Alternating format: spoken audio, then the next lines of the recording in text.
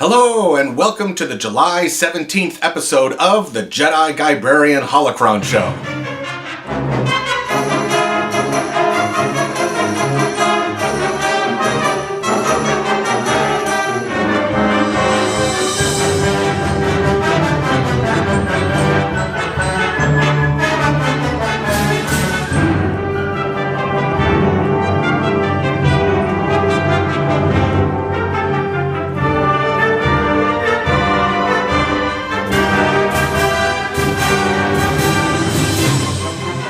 Today I'm going to recommend 4 different Star Wars books and also 3 books not connected to Star Wars. The first Star Wars book to tell you about is for fans of the prequel movies, especially the character of Padme Amidala. Did you know that between The Phantom Menace and Attack of the Clones, a whole 10 years go by? What happens during those 10 years? When does Amidala stop being Queen of Naboo and instead become a senator? When do the threats on her life start happening and why? These are just some of the things you find out in Queen's Shadow by E.K. Johnston, which also lets us know what it's like to serve as a handmaiden for Padme. The handmaidens are her bodyguards, helpers, really her closest friends.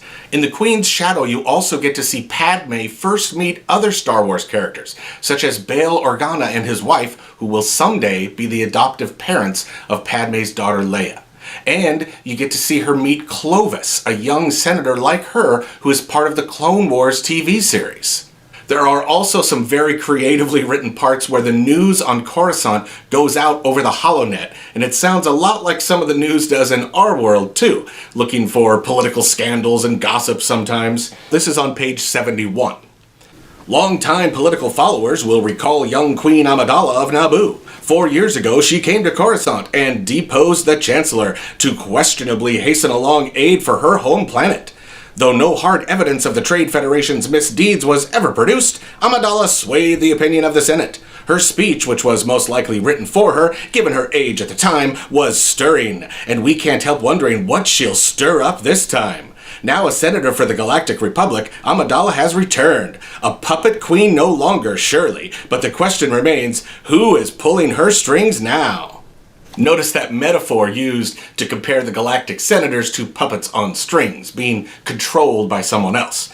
By the way, I got to attend a book seminar with author E.K. Johnston a few years ago and meet and talk to her. She is an excellent writer who is also the author of the book Ahsoka, which I highly recommend as well. And by the way, she's also written a new book called Queen's Peril, which just came out this summer and tells us more stories about Amidala and her handmaidens. Next, I want to recommend a very unique Star Wars novel for those of you who are fans of zombies. That's right, Walking Dead meets Star Wars in the book Death Troopers by Joe Schreiber.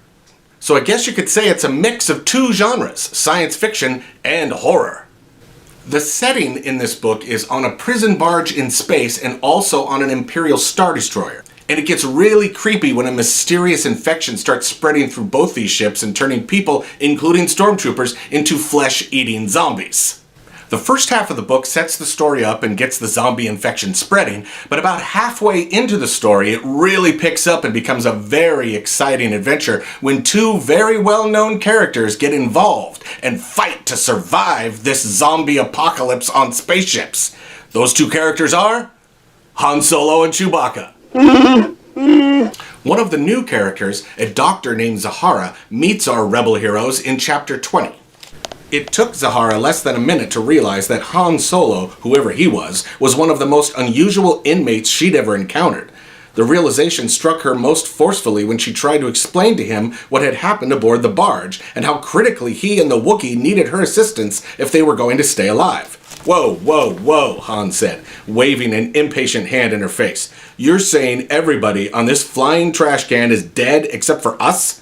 He looked at the Wookiee standing next to him as if to confirm what his ears were telling him. "Are you buying any of this?" The Wookiee gave a plaintive, honking growl. Zahara didn't know much Shiriwook, but most of what she picked up had to do with vocal inflection, and Chewbacca's was incredulity, pure and simple. "Yeah," Han said, "me either." He looked back at Zahara. "That the best you can do, Doc? Or you got another tale you want to try out?" You'll see for yourself soon enough. The infection, it's some kind of virus, has an estimated mortality rate of 99.7%. Sounds like somebody's been getting their statistics from a droid. So the characters in this book, including Han and Chewie, are worried about an unknown virus spreading? Sounds a bit like a text-to-world connection to 2020, I think. But anyways, the second half of this book turns into a great Han and Chewie adventure story. I highly recommend Death Troopers. Next, I want to look at a non-fiction book that is connected to Star Wars. It's called Size Matters Not. This is actually the autobiography of actor Warwick Davis. This brilliant actor has been in so many great movies, including the Harry Potter films, Willow, Hitchhiker's Guide to the Galaxy, and Prince Caspian and the Voyage of the Dawn Treader. But he's especially known for his Star Wars acting. Warwick has appeared in 7 of the Star Wars movies, plus Star Wars shows and TV too. He started out playing Little Wicket the Ewok in Return of the Jedi, a role that he got when he was only 11 years old. This autobiography looks at his life growing up as a little person and his career in Star Wars and other movies. This part on page 31 is Warwick describing behind the scenes during the making of Return of the Jedi. While the older Ewok actors groaned and begged for 30 minutes rest, I hopped up and down, eager to prove I was feeling fine, and pleaded, "Please, can we keep killing stormtroopers?" I had been told to throw a rock at a stormtrooper, and I wanted to make sure it was going to hit him right between the eyes. "Well, if he can do it," David said, "and he's only 11, then you guys can too." I was christened the Ever-Ready Ewok. As soon as our first break on our first day finally came, I dashed to the trailer, leapt out of my costume, and put on my roller skates. I skated past the Ewok stage and into the next building, and there, looking just like the scene in the Mos Eisley Spaceport in Episode 4, was a huge stage filled with the full-size Millennium Falcon.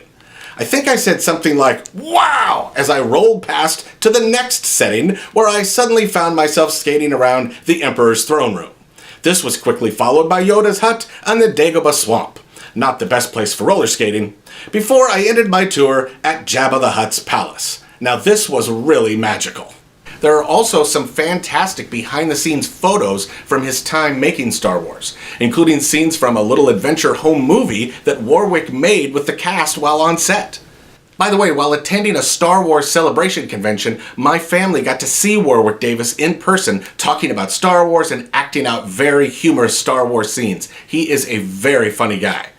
Okay, the last Star Wars book I'm recommending today is called Heir to the Empire by Timothy Zahn. This book is now considered part of the Star Wars Legends books because they are adventures that may have happened a long time ago in that galaxy far, far away, even if they are different stories from what we see in the movie versions of Star Wars. But back in 1991, when this book first came out, it was not called a legend, but was considered the actual story of what happens to our major characters like Luke, Leia, Han, Lando, and the rest of the original cast after Return of the Jedi. Here's the opening crawl to the story, Heir to the Empire. 5 years after the destruction of the second Death Star, the Rebel Alliance has driven the remnants of the old Imperial Starfleet to a distant corner of the galaxy. The Alliance has established its fledgling government, the New Republic, in the old Imperial Palace on the planet Coruscant.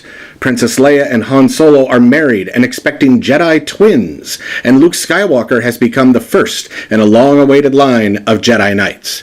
But thousands of light years away, the last of the Emperor's warlords has taken command of the shattered Imperial fleet, readied it for war, and pointed it at the fragile heart of the New Republic.